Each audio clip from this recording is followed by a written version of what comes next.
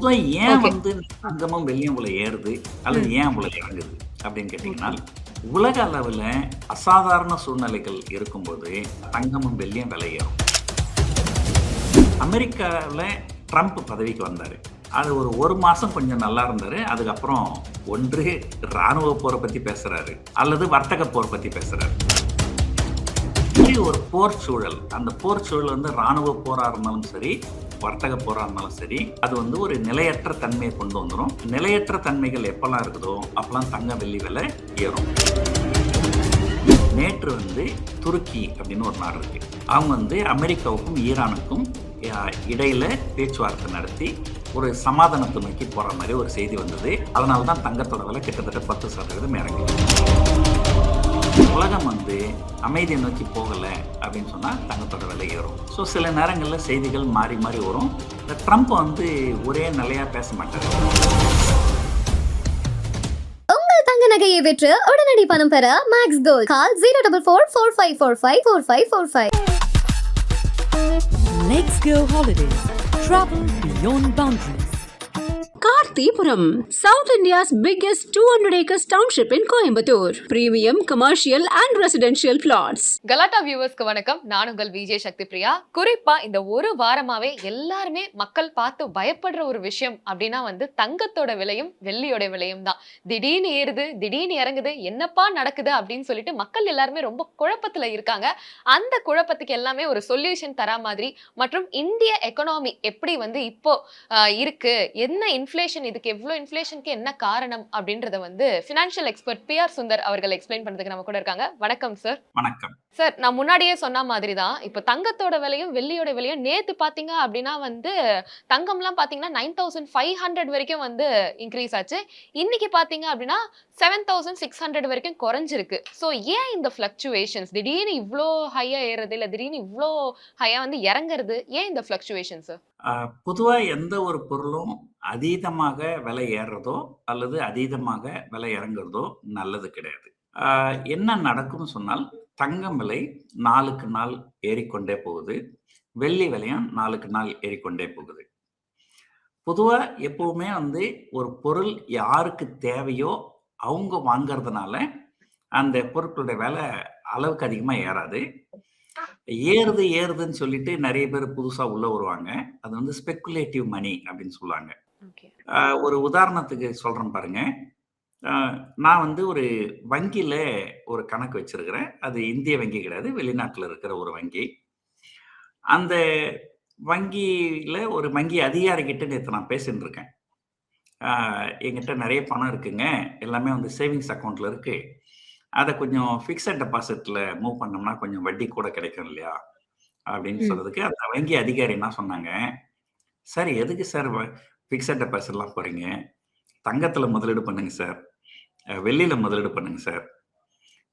எங்க வங்கியிலேயே அதுக்கு ஒரு வழி வச்சிருக்கிறோம். எங்க ஆன்லைன்ல நீங்க எங்க வெப்சைட்டுக்கு போனீங்கன்னா அதுலயே வெள்ளி வாங்குறதுக்கும் தங்கம் வாங்குறதுக்கும் உங்களுக்கு ஒரு ப்ரொவிஷன் வச்சிருக்கிறோம். இது இந்தியால பண்ண மாட்டாங்க, பட் பல நாடுகள்ல இதை செய்வாங்க. இந்த மாதிரி நிறைய பேரு வெள்ளி தான் நாளுக்கு ஒரு நாள் விலை ஏறின்னு இருக்கு, தங்கம் தான் நாளுக்கு ஒரு நாள் விலை ஏறின்னு இருக்கு, நம்ம எதுக்கு சேவிங்ஸ் அக்கௌண்ட்ல காசு இருக்கணும், எதுக்கு FDல காசு இருக்கணும், அதை இதுல போட்டாக்கா கொஞ்சம் கூடுதலா வருமே அப்படின்னு சொல்லிட்டு ஒட்டுமொத்த மக்களும் நல்ல பைத்தியம் பிடிச்ச மாதிரி வந்து இங்க வாங்குவாங்க. ஆங்கிலத்துல ஒரு பழமொழி இருக்கு, கிரேட்டர் ஃபுல் தியரி அப்படின்னு ஒரு தியரி இருக்கு. அது என்னன்னா, ஒரு முட்டாள் ஒரு பொருளுக்கு அதிகமான விலை, அதுக்கு தகுந்த விலையே கிடையாது, ரொம்ப அதிகமான விலை கொடுத்து வாங்குறான். அவன் எந்த நம்பிக்கையில வாங்குறான்னா, இவனை விட ஒரு பெரிய முட்டாள் இவங்கிட்ட இதை விட அதிகமான விலை கொடுத்து வாங்கிடுவான். அததான் வந்து ஆங்கிலத்துல கிரேட்டர் ஃபுல் தியரி அப்படின்னு சொல்லுவாங்க. அந்த மாதிரி நிறைய பேர் வந்து நம்ம இன்னைக்கு வாங்கினா நாளைக்கு இன்னும் ஏறும், நாளைக்கு வாங்கினா இன்னும் ஏறும் அப்படின்ட்டு நிறைய ஸ்பெகுலேஷன் மணி உள்ள வர்றது. அப்புறம் வெளிநாட்டுல நிறைய வங்கிகள்லாம் அவங்களுடைய கஸ்டமர்ஸோட காசெல்லாம் வந்து நீங்க வெள்ளியில போடுங்க, தங்கத்துல போடுங்க. எனக்கு வந்து என்னுடைய பேங்க்ல ஒரு ரிலேஷன்ஷிப் மேனேஜரை ஒரு நாள் ஃபோன் பண்ணி சொன்னாரு, சார் நீங்க ஏன் சார் வெள்ளியில முதலீடு பண்ணக்கூடாது அப்படின்னு சொல்லிட்டு. அந்த மாதிரி பணம்லாம் வரும்போது என்னாகும், ஒரு தொடர்ந்து ஏறும். அப்புறம் ஓகே. தொடர்ந்து ஏறும்போது, இப்போ ஒரு உதாரணத்துக்கு சொல்றேன். நீங்க வந்து ஒரு வாக்கிங் போறீங்க, இல்ல ஜாக்கிங் போறீங்க. ஒரு ஸ்லோவா வாக்கிங்கோ, ஸ்லோவா ஜாக்கிங்கோ பண்ணீங்கன்னா, உங்களால ரொம்ப நேரம் நடக்க முடியும், ரொம்ப நேரம் ஓட முடியும். மனசுக்குள்ள உசைன் போல்ட்ன்னு நெனச்சுக்கின்னு, அ எவ்வளோ வேகமா ஓட முடியுமோ, அவ்வளோ வேகமா ஓடுனீங்கன்னா, ஒரு ஒரு 100 மீட்டருக்கு மேல ஓடுனீங்கன்னா, கீழ விழுந்துருவீங்க. ஸோ, கண்டிப்பா. அதே தான் தங்கம். எந்த ஒரு பொருளுமே ஒரு கிராஜுவலா ஏறிக்கின்னு இருந்தால், அது வந்து தொடர்ந்து ஏற்றம் அடையும். ஆனா, ஒரு அதீதமான ஹை ஸ்பெகுலேட்டிவ் ஜோன் அப்படின்னு சொல்லும்போது, அந்த ஹை ஸ்பெகுலேட்டிவ் ஜோனுக்குள்ளார போகும்போது, அ இப்படிதான் நடக்கும். திடீர்னு ஏறும், திடீர்னு இறங்கும். கடந்த 24 மணி நேரத்துல உலகச் சந்தையில தங்கம் எப்படி இருந்ததுன்னு நான் சொல்றேன் கேளுங்க. ம். இந்த சமயத்துல நேற்று இந்நேரம் பார்க்கும்போது, தங்கம் ஒரு விலையில இருந்தது. அங்கிருந்து ஒரு 4% ஏற்றம் கண்டது. 4% ஏற்றம் கண்டு, அதுக்கப்புறம் அங்கருந்து கிட்டத்தட்ட 10% இறங்குச்சு. அடுத்த ஒரு 2 மணி நேரங்கள்ல. 10% இறங்கிட்டு, அடுத்த சில மணி நேரங்கள்ல கிட்டத்தட்ட 8% ஏற்றம் கண்டது. ஓகே. அதுக்குள்ளார எனக்கு தூக்கம் வந்தது. நான் போய் தூங்கிட்டேன்.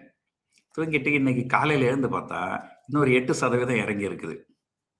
ம். அப்ப பாருங்க 4% ஏற்றம், 8% இறக்கம், அகைன் 8% ஏற்றம், அகைன் 8% இறக்கம்.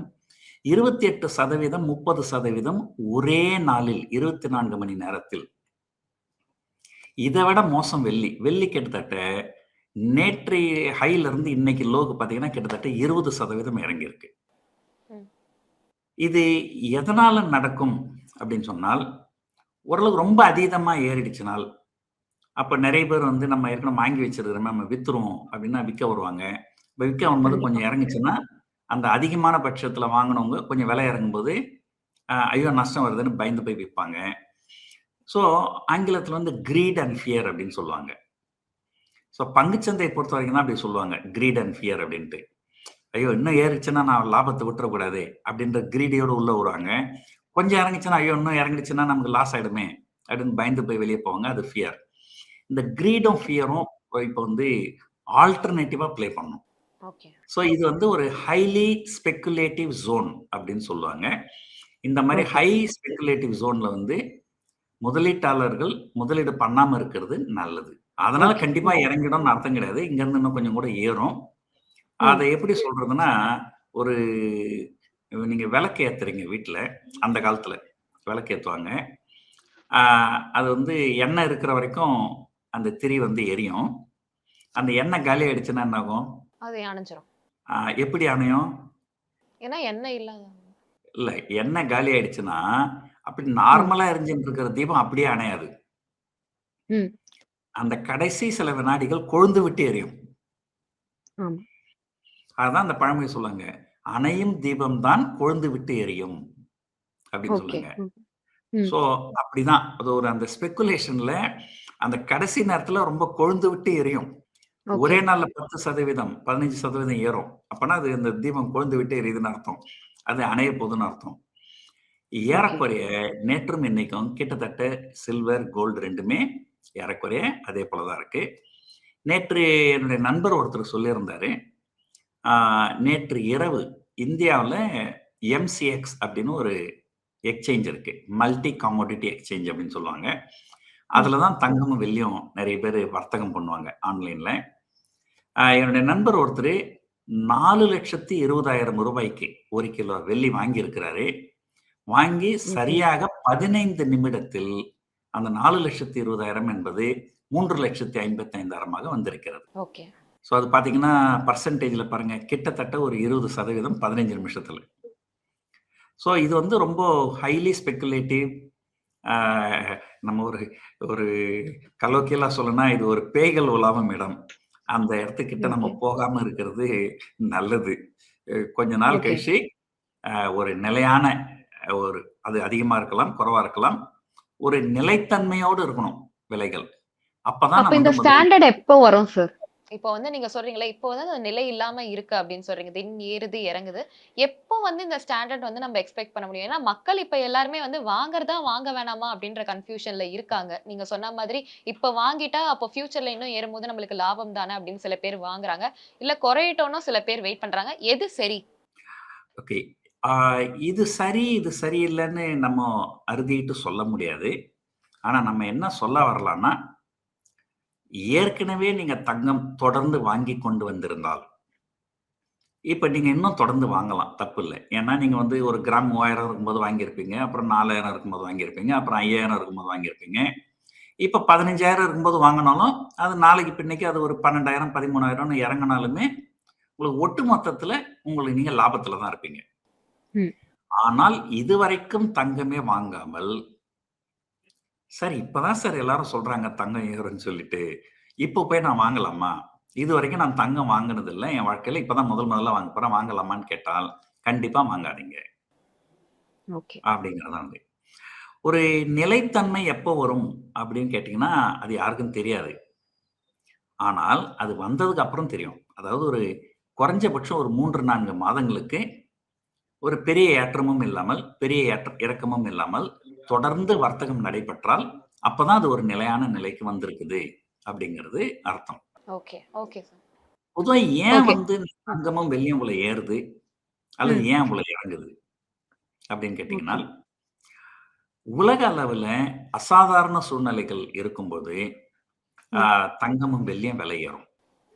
உலக அளவுல எங்கேயாவது ஒரு இடத்துல போர் போர் நடந்தால், ஆ தங்கம் விலை ஏறும். இப்ப பார்த்தீங்கன்னா, அமெரிக்காவுல ட்ரம்ப் பதவிக்கு வந்தாரு. போன வருஷம் ம். ஜனவரி 20ஆம் தேதி. அது ஒரு 1 மாசம் கொஞ்சம் நல்லா இருந்தாரு. அதுக்கப்புறம் அவர் வந்து உலகம் முழுக்க ஒன்று ராணுவ போர பத்தி பேசுறாரு, அல்லது வர்த்தக போர் பத்தி பேசுறாரு. உலகத்துல இருக்கிற எல்லா நாடுகளும் வர்த்தக போர் நடந்துன்னு தான் இருக்குது. ராணுவ போரும் நடந்திருக்குது. சமீபத்தில வெனிசுலா நாட்டுக்குள்ள இவருடைய ராணுவத்த அனுப்பி, அந்த நாட்டு அதிபர கைது பண்ணி கொண்டு வந்தாரு. ம். அப்புறம் ஈரான் மேல போர் தொடுப்பேன் அப்படின்னு சொல்லின்னு இருக்கிறாரு. ஒரு சில மாதங்களுக்கு முன்னாடி அமெரிக்காவுடைய ஃபைட்டர் ஜெட்லாம் ஈரான் மேல வந்து குண்டுகள்லாம் போட்டுட்டு போனாங்க. அத நீங்க கேள்விப்பட்டிருப்பீங்க. கண்டிப்பா. இந்த மாரி ஒரு போர் சூழல், அந்த போர் சூழல் வந்து ராணுவ போரா இருந்தாலும் சரி, வர்த்தக போரா இருந்தாலும் சரி, அது வந்து ஒரு நிலையற்ற தன்மைய கொண்டு வந்துரும். நிலையற்ற தன்மைகள் எப்பலாம் இருக்குதோ, அப்பலாம் தங்கம், வெள்ளி விலை ஏறும். ம். அப்போ திடீர்னு என்ன ஆகும்? ஒரு போர்ன்னு வந்தா தான், போர் நிறுத்த ஒப்பந்தம்ன்றது ஒண்ணு வரும். ம். ஒரு அமைதியின்மை அப்படின்றது வந்தா தான், ஏதோ ஒரு இடத்துல சமாதான உடன்படிக்கை ஏற்பட்டு அமைதி திரும்பும். ஒரு உதாரணத்துக்கு பார்த்தீங்கன்னா, அ கடந்த மே மாதம் முதல் வாரத்துல இந்தியாவுக்கும், பாகிஸ்தானுக்கும் சண்டை நடந்தது. ஆனா மே மாதம் 12ஆம் தேதி இந்தியாவுக்கும், பாகிஸ்தானுக்கும் ஒரு போர் நிறுத்த ஒப்பந்தம் ஏற்பட்டது. ம். உடனடியா பார்த்தீங்கன்னா, அன்னைக்கு பங்குச் சந்தைகள் கிட்டத்தட்ட 4, 5% ஏற்றம் கண்டது. ஓகே. என்னன்னா, அமைதி திரும்பிடுச்சு அப்படின்ட்டு. ஸோ அதேபோல இப்போ திடீர்னு அப்பப்போ சில செய்திகள் வருது. ஓ! அ இந்த அமைதிய நோக்கி திரும்புது. நேற்று வந்து ஒரு ஆ துருக்கி அப்படின்னு ஒரு நாடு இருக்கு. அவங்க வந்து அமெரிக்காவுக்கும், ஈரானுக்கும் ய இடையில பேச்சுவார்த்தை நடத்தி, ஒரு சமாதானத்த நோக்கி போற மாரி ஒரு செய்தி வந்தது. அதனால தான் தங்கத்தோட விலை கிட்டத்தட்ட 10% இறங்குச்சு. ஓகே. அதுக்கப்புறம் அந்த செய்திகள்ல பெருசா உண்மை எதுவும் இல்ல அப்படின்னு சொன்ன உடனே திரும்ப ஏறுச்சு. ம். ஸோ உலகம் வந்து அமைதிய நோக்கி போகுதா? போவதற்குண்டான அறிகுறிகள் தெரிஞ்சா தங்கம் விலை இறங்கும். உலகம் வந்து அமைதிய நோக்கி போகல அப்படின்னு சொன்னா தங்கத்தோட விலை ஏறும். ஸோ சில நேரங்கள்ல செய்திகள் மாறி, மாறி வரும். இந்த ட்ரம்ப் வந்து ஒரே நிலையா பேச மாட்டாரு. ஒரு நாள் வந்து சண்டை போடுவாரு, மறுநாள் சமாதானம் ஆயிடுவாரு. ஸோ அதனால அப்படி ஏற்ற இறக்கங்களும் இப்போ தொடர்ந்து இருக்க தான் செய்யும். ஸோ இப்போ வந்து ஒரு கிராமுக்கு இன்னைக்கு பாத்தீங்க அப்படின்னா கிட்டத்தட்ட ஒரு 15,000 16,000 வருது. இப்போ வந்து சாமானிய மக்கள்லாம் என்ன சொல்றாங்க அப்படின்னா, இப்போ எங்க பொண்ணுக்கு கல்யாணம் பண்ணணும் அப்படின்னாலே வந்து இப்போ எங்களுக்கு பயமா இருக்கு. எவ்வளவு தங்கம் தான் நாங்க வாங்குவோம்? ஏன்னா அப்போ அந்த காலத்துல வந்து ஒரு அரை சவரனே வந்து நாங்க ஒரு 30,000 15,000 30,000க்குள்ள வாங்கிட்டோம். ஆனா இப்போ வந்து ஒரு கிராமோடைய விலையே வந்து 15,000 இருக்கு. இது வந்து இன்னும் இன்க்ரீஸ் ஆகி ஒரு கிராம் வந்து 50,000 1 லட்சம் வரைக்கும் போறதுக்கு வாய்ப்புகள் இருக்கா அப்படின்ற ஒரு கன்ஃபியூஷன்லயே இருக்காங்க. போறதுக்கு வாய்ப்புகள் இருக்கா சார்? அதாவதுங்க, நீங்க ஒரு பெண்மணியா வந்து ஆண்களை குறை சொல்லிட்டீங்க. திருமணத்தின் போது ஆண்கள் வந்து தங்கம் கேட்பாங்க, தங்கம் விலை இவ்வளவு விக்குது அப்படின்னு சொல்லி. திருமணமான என்ன மாதிரி ஆளுங்கெல்லாம் பாருங்க, நாங்கெல்லாம் மட்டும் நிம்மதியாவா இருக்கிறோம். எங்க மனைவிகள் தொல்லை பண்றாங்க, தங்கம் வாங்கி கொடுங்க அப்படின்னு. ஆனா நாங்கெல்லாம் எப்படி மனைவியை ஏமாத்திருவோம்னா, ஏம்மா நீயே ஒரு 50 கிலோ தங்கம், உனக்கு எதுக்குமா இன்னும் தங்கம் அப்படின்னு சொல்லி ஏதோ கொஞ்சம் ஏமாத்தின்னு வந்துருக்கிறோம். இப்போ தங்கம் விற்கிற விலையில கண்டிப்பா வந்து நடுத்தர மக்களுக்கு அந்த தங்கம் வந்து ஒரு கட்டுப்படி ஆகக்கூடிய விலையில இல்லை. அது ஒண்ணு. 2வது, இதை வாங்கினால் ஒருவேளை ஒரு அமைதியை நோக்கி உலகம் திரும்பிச்சினால் விலைகள் குறையும். 1980ல ஒரு தடவை வெள்ளியினுடைய விலை கிட்டத்தட்ட 10 மடங்கு ஏறுச்சு. உலக சந்தையில $5 இருந்த வெள்ளி $50 அப்படின்னு போச்சு. திரும்ப $50 இருந்து $5 வந்தது. கிட்டத்தட்ட 90% இறங்குச்சு. ஸோ அந்த மாதிரி அது 90% இறங்கலைனாலும் ஒரு 20% 30% இறங்குவதற்கு வாய்ப்புகள் இருக்கு. அந்த நஷ்டத்தை நம்மளால தாங்க முடியாது. உங்கள் தங்க நகையை விற்று உடனடி பணம் பெற Max Gold. Call 04445454545. Next Go Holidays. Travel beyond boundaries. Karthipuram, South India's biggest 200-acre township in Coimbatore. Premium commercial and residential plots.